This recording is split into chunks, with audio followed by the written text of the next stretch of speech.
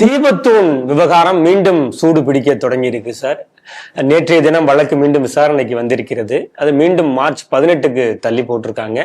தமிழக அரசுக்கு கால அவகாசம் தருவதாக நீதியரசர் ஜிஆர்எஸ் சொல்லியிருக்காரு. இந்த செய்தி எப்படி பாக்குறீங்க?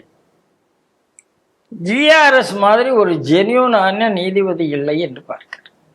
இப்போ தமிழக அரசுக்கு இவ்வளவு நேரம் கொடுக்கணுமா அப்படின்னா கொடுக்க வேண்டிய அவசியம் இல்லை. இவர் என்ன சொல்றாரு, அவங்க என்ன சொல்றாங்க, அடுத்த வருஷம் நாங்க ஏத்திக்கிறோம், அதுக்கான ஏற்பாடு அடுத்த வருஷம் கிடையாது, கார்த்திகை வரைக்கும் வெயிட் பண்ண முடியாது. சரி, நீ ஆகும் கார்த்திகை தீபத்தன்னைக்கு தான் ஏற்றணுமா, சரி பரவாயில்ல, ஏன் ஒரு நாள் விசேஷமா பூஜை பண்ண கூடாது, போங்க. ஏனென்றால் அந்த தீபத்தூண்ங்கிறது கோயிலுக்கு உள்ளது, அந்த இடத்தை ஏன் விட்டு கொடுக்கிறாய்னு ஒரு கேள்வி கேட்கிறார். அதுல அறநிலைத்துறை தோல்வி அடைந்து விட்டது, கோயில் நிர்வாகம் தோல்வி அடைந்து விட்டது அப்படிங்கிறார்.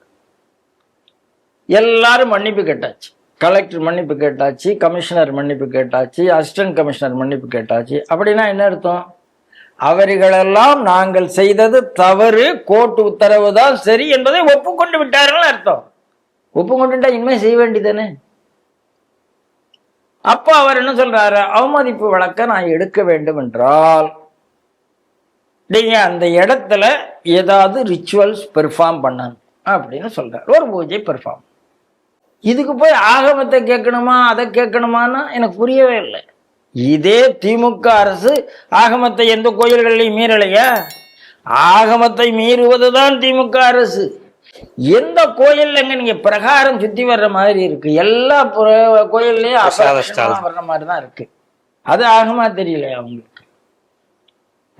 அதவே சரி பண்ணாத இந்த திமுக அரசு ஆகமத்தை பத்தி பேசுறதா?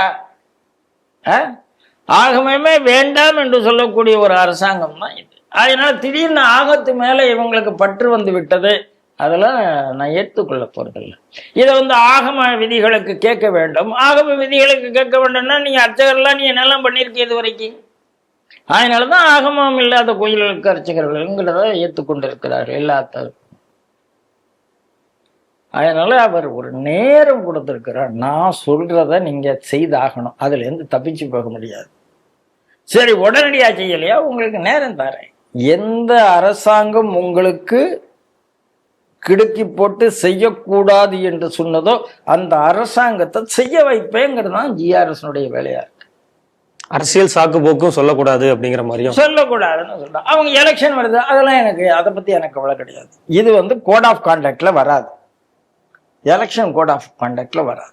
ஏன்னா இது ஒரு கட்சி போய் செய்ய போறது இல்லை, திமுக போய் அங்க போய் கொடியேற்ற போறது இல்லை, பாஜக போய் கொடியேற்ற போறது இல்லை. இது எலெக்ஷன் கான்டாக்ட்ல வராது.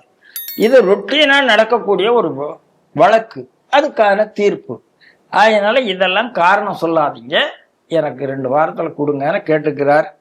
அநேகமாக மன்னிப்பு எப்ப கேட்டாங்களோ அப்பவே அவங்க அரசாங்கம் தப்பு பண்ணிட்டுன்னு ஒப்புக்கொண்டாங்க.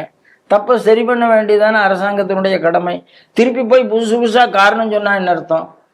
ஆகவே இந்த அரசாங்கம் எலெக்ஷன் முடிகிற வரைக்கும் எப்படி தட்டணும்னு நினைப்பாருங்க, அவர் எப்படி நடத்தணும்னு நினைப்பாரு. சுமூகமாக இதுல கோர்ட்டுக்கு வெற்றி கிடைக்கும், அதுவும் எலெக்ஷனுக்கு முன்னாலேயே கிடைக்கும். அப்படித்தான் இந்த நகர்வு நகர்ந்து கொண்டு இருக்கிறது. இந்துக்களுக்கு பெரிய வெற்றி கிடைக்க போகிறது. அந்த நேரத்துல திமுகவினுடைய முகம் இப்படி இருக்குன்னு நான் பார்க்கறதுக்கு ஆனந்தமா இருக்கேன்.